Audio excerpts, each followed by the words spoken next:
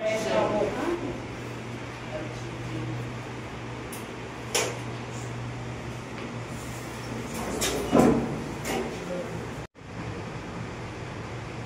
సభా కార్యక్రమాన్ని వందే మాతరంతో ప్రారంభిద్దాం.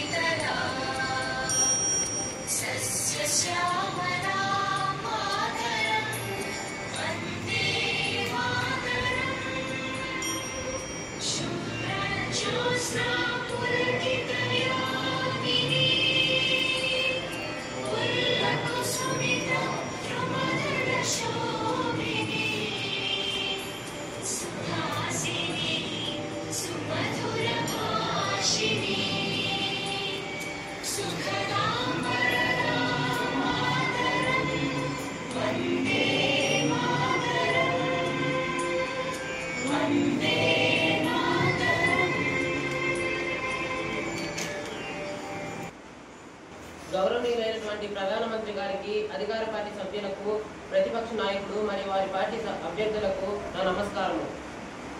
లోక్సభ సమావేశం ప్రారంభమవుతుంది. అందరూ తమ స్థానాల్లో కూర్చోవాలి. నేటి కార్యక్రమాన్ని ప్రారంభిస్తున్నాను. ముందుగా ప్రధానమంత్రి గారి ప్రసంగం.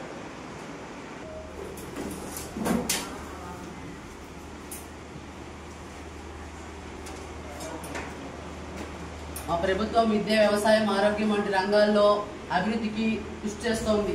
ప్రజల సమస్యలు పరీక్షించేందుకు కొత్త కార్యక్రమాలను అమలు చేస్తున్నాం. సమయం ప్రారంభం. సభ్యులు ప్రశ్నలు అడగవచ్చు.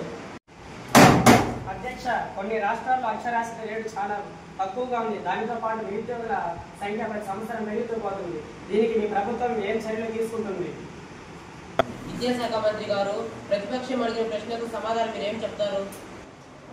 అధ్యక్ష, మా ప్రభుత్వం వచ్చిన తర్వాత విద్య కోసం ఎక్కువ శాతం గత ప్రభుత్వం కంటే ఎక్కువ మొత్తంలో నిధులు కేటాయిస్తాం.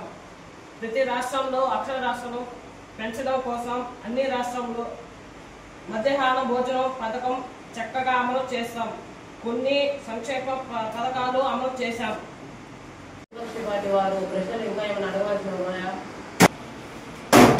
అధ్యక్ష, వరికి మద్దతు ధర తక్కువగా ఉంది మరియు అకాల వర్షం గిట్టు బాటు ధరలు లేక రైతులు అనేక విధాలుగా ఇబ్బంది పడుతున్నారు. దానికి అధికార పార్టీ వారు ఎలాంటి చర్యలు చేపడుతున్నారో తెలియజేయండి. అధ్యక్ష, మా ప్రభుత్వం వచ్చినప్పటి నుంచి ప్రతి సంవత్సరం వారికి మద్దతు ధర పెంచుతున్నాం.